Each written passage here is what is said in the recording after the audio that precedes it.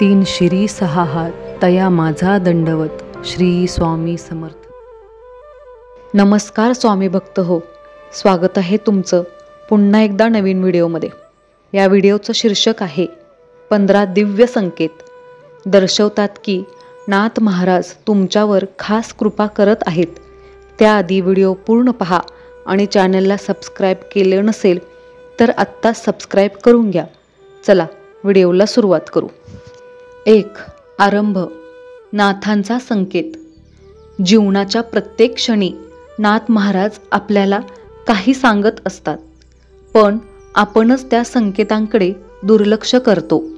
मनात येणारा विचार, अचानक मिळालेली शांती किंवा कोणीतरी सांगितलेलं वाक्य, हे सर्व त्यांच्या दयाळू नजरेचं स्मरण असतं.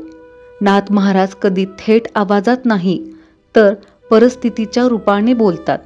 जेव्हा मन गोंधळलेलं असतं तेव्हा त्यांच्या कृपेचा हा संकेत ओळखावा, कारण ते नेहमी आपल्या हृदयाजवळ असतात. फक्त मन शांत असणं आवश्यक असतं. 2. शांत मनात नाथांची वाणी.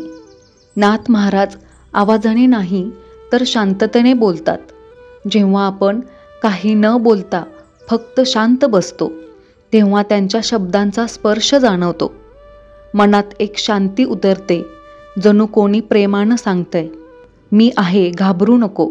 हीच नाथांची वाणी आहे. त्यांना शोधायचं असेल तर बाहेर नाही, आपल्या अंतर्मनात पाहावं.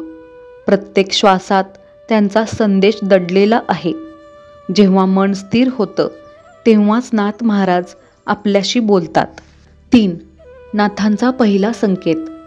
कधी अचानक काहीतरी गूढ घडतं, जसं की नाथांचं नाम ऐकू येणं, त्यांचा फोटो दिसणं किंवा भक्तिगीत लागणं. तो त्यांचा पहिला संकेत असतो. ते सांगतात, मी तुझ्या जवळ आहे.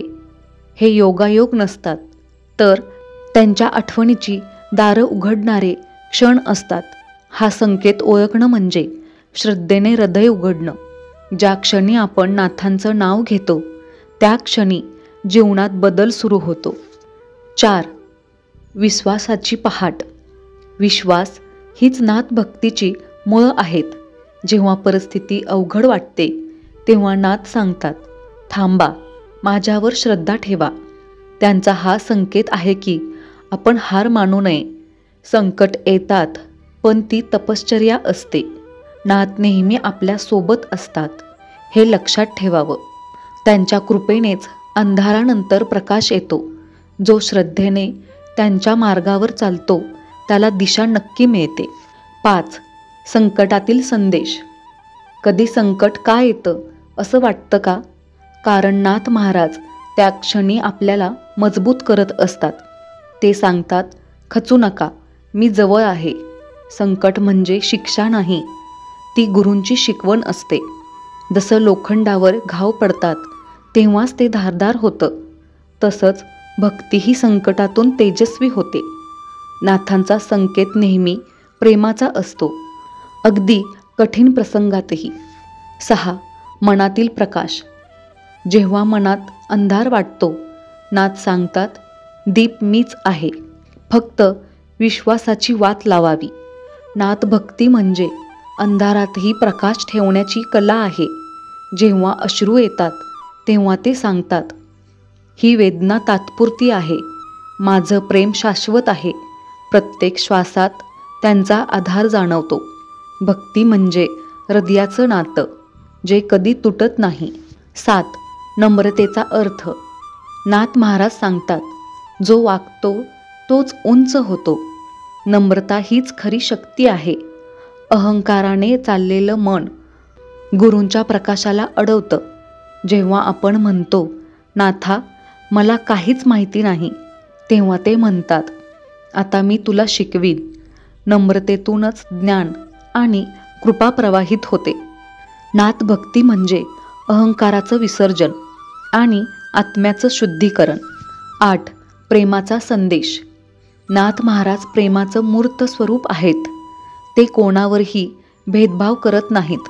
त्यांचा संदेश अत्यंत साधा आहे, प्रेम द्या, प्रेम घ्या.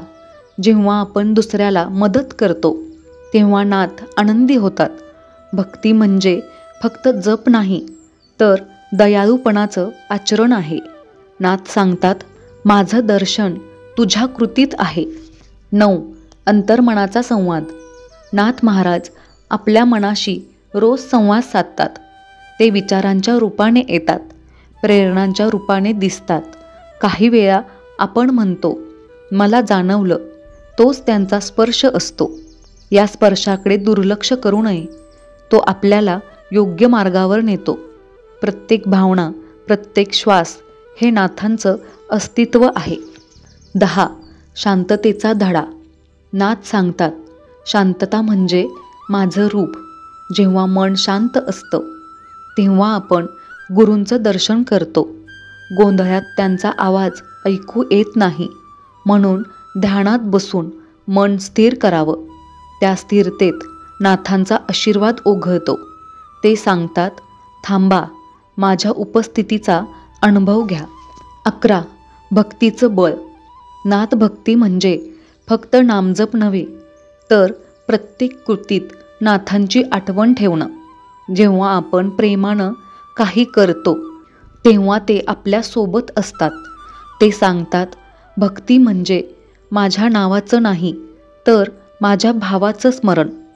भक्ती मनाला शांती देते आणि आत्म्याला बळकटी देते. 12. श्रद्धेचा विजय. नाथ महाराज सांगतात, जेव्हा तुम्ही सर्व काही माझ्यावर सोडता तेव्हा मी सर्व काही योग्य करतो. श्रद्धा ही गुरूंचं कवच आहे. जेव्हा सगळं आपल्यासारखं वाटतं तेव्हा नाथ म्हणतात, आता मी काम करीन. त्यांच्या कृपेने अशक्यही शक्य होतं. श्रद्धा ठेवा आणि परिणाम अनुभवा. 13. नाथांचं प्रेम. नाथांचं प्रेम अमर आणि अपार आहे. ते कधीही आपल्या भक्तांना एकटं ठेवत नाहीत. आपण रडलो तरी ते प्रेमाने सांगतात, मी इथेच आहे. जेव्हा आपण भक्तीने त्यांचं नाव घेतो तेव्हा विश्व हलतं आणि नाथ स्मित करतात. त्यांचं प्रेम शब्दांपलीकडचं आहे. ते फक्त अनुभवायचं असतं. 14. संकेताचं रूप. नाथांचा संकेत नेहमी दयाळूपणात असतो. एखाद्याने केलेलं चांगलं वर्तन, अचानक आलेला शांतीचा अनुभव किंवा नाथांचं नाव ऐकू येणं, हे सगळं त्यांचं बोलणं आहे. नाथ कधी थेट दिसत नाहीत, पण ते नेहमी जाणवत राहतात. जो भक्त हे संकेत ओळखतो त्यांचं जीवन दिव्य बनतं. 15. समर्पणाचा शेवट. शेवटी नाथ सांगतात, तुम्ही मला दिलं तेवढंच मी तुम्हाला देऊ शकतो. समर्पण म्हणजे स्वतःला पूर्णपणे गुरूंच्या चरणी अर्पण करणं. जेव्हा आपण म्हणतो, नाथा, आता सर्व काही तुझ्या हातात, तेव्हा ते सांगतात, आता सगळं ठीक होईल. हाच अंतिम संकेत. प्रेम, श्रद्धा आणि शांततेचा सुंदर संगम. अवधूत चिंतन श्री गुरुदेव दत्त. तुमच्या सर्वांच्या सुखासाठी प्रार्थना. हे स्वामी राया, सर्वांना चांगली बुद्धी द्या, आरोग्य द्या, सर्वांना सुखात, आनंदात आणि ऐश्वर्यात ठेवा. सर्वांचं सर्व मनोरथ पूर्ण करा व सर्वांचं तुमची सेवा करण्याचं मन परिवर्तन करा.